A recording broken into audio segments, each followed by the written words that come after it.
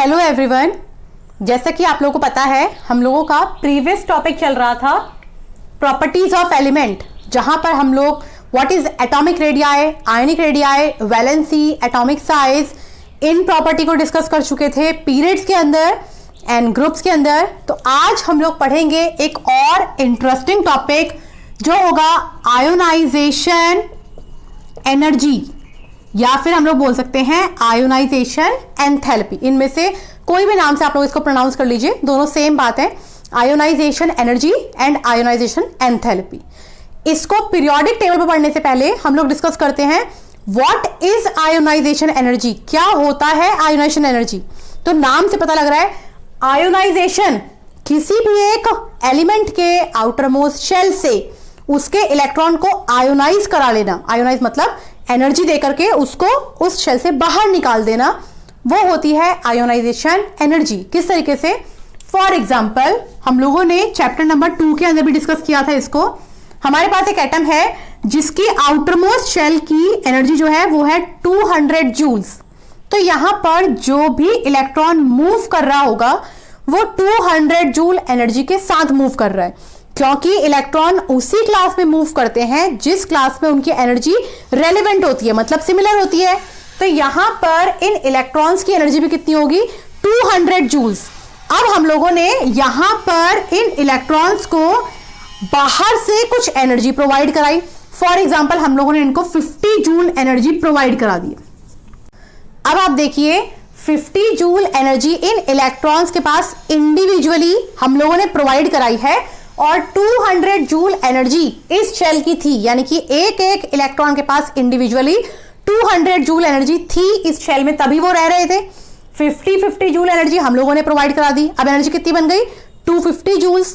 तो वो एनर्जी जो 250 जूल्स बन चुकी है इस 200 जूल के शेल के लिए रेलेवेंट नहीं है, क्योंकि अब इन इलेक्ट्रॉन की एनर्जी ज्यादा हो गई है इस शेल की एनर्जी से।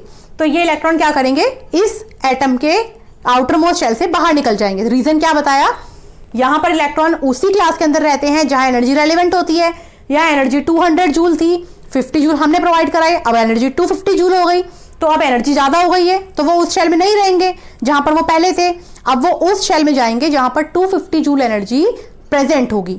यही रिस्पॉन्स होती है कि हम लोग बॉन्ड किस तरीके से फॉर्म करते हैं। बॉन्ड के फॉर्म होने का रीजन ही ये होता है, कोई भी एक नेगेटिव इलेक्ट्रोनेगेटिव एलिमेंट तभी किसी एक एटम से इलेक्ट्रॉन खींच सकता है जब वो उसको उतनी एनर्जी प्रोवाइड करा दे जितनी एनर्जी उसके आउटर मोस्ट शेल से ज्यादा हो, ताकि वो इलेक्ट्रॉन एक्साइट हो जाए।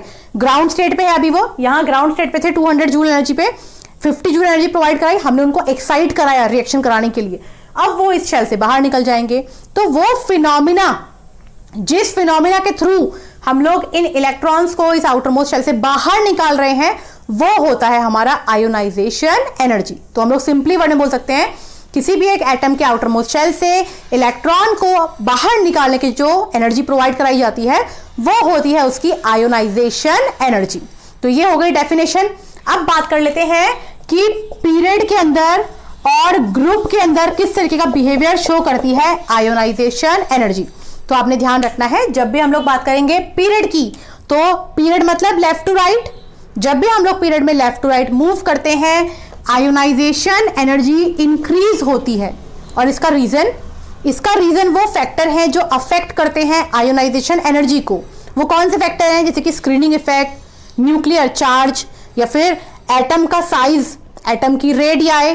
तो ये सारे फैक्टर अफेक्ट करते हैं आयोनाइजेशन एनर्जी को, जिसकी वजह से पीरियड में जब हम लोग लेफ्ट टू राइट जाएंगे आयोनाइजेशन एनर्जी इंक्रीज होगी। यानी कि मैं आप लोगों को बोल रही हूं कि ग्रुप नंबर 18 की आयोनाइजेशन एनर्जी मैक्सिमम होगी उसी के पीरियड के अंदर। नेक्स्ट हम लोग बात करते हैं अगर ग्रुप के अंदर, तो जैसे पीरियड के अंदर हम लोग लेफ्ट राइट जा रहे थे, इंक्रीज हो रही थी, ग्रुप में उसका अपोजिट हो जाएगा, यानी कि टॉप टू बॉटम जब हम लोग जाएंगे आयोनाइजेशन एनर्जी डिक्रीज होगी। यहां रीजन था due to the decrease in atomic size, यहां रीजन होगा due to the increase in atomic size and nuclear charge.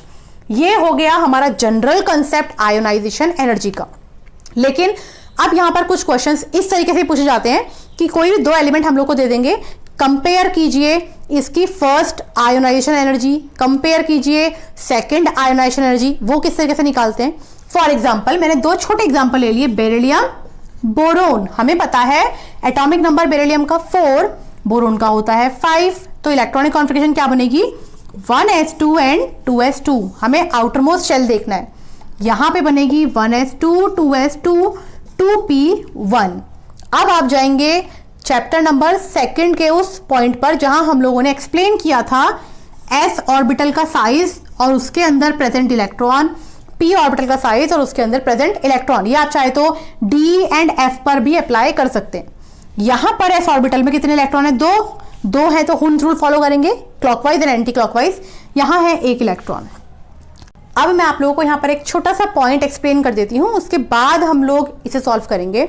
कोई भी एक ऑर्बिटल जब भी हाफ फिल होता है और फुल फिल होता है, या तो वो हाफ फिल हो या वो फुल फिल हो, वो कंप्लीटली स्टेबल होता है।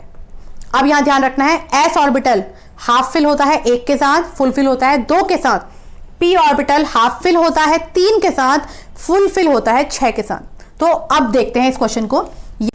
यहां पर जो बेरिलियम है उसके आउटर मोस्ट शेल के अंदर 2 इलेक्ट्रॉन है और साथ ही ये s ऑर्बिटल है। मैंने अभी क्या बताया, s ऑर्बिटल कंप्लीटली स्टेबल होता है 2 इलेक्ट्रॉन के साथ। ये स्टेबल है, यहां पर 3 से भी कम इलेक्ट्रॉन है, ये हाईली अनस्टेबल है।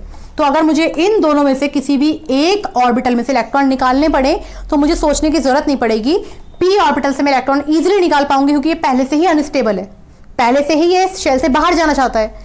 जबकि अगर बात करते हैं s ऑर्बिटल, ये कंप्लीटली स्टेबल है। जहां स्टेबिलिटी आ जाएगी वहां हमें ज्यादा एनर्जी लगानी पड़ती है उस इलेक्ट्रॉन को खींच के निकालने के लिए।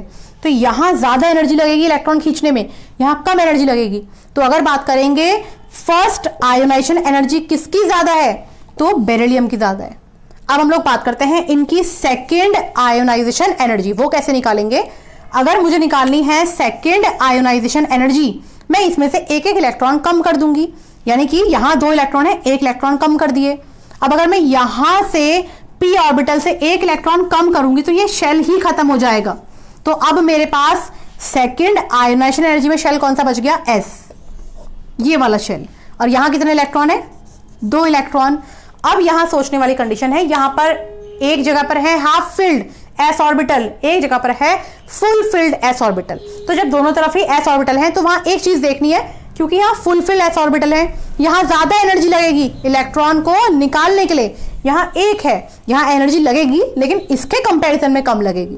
तो अगर अब कंपैरिजन करें सेकेंड पॉइंट पर एक इलेक्ट्रॉन निकालने के बाद, तो अब ज्यादा होगी बोरोन की सेकेंड आयोनाइजेशन एनर्जी।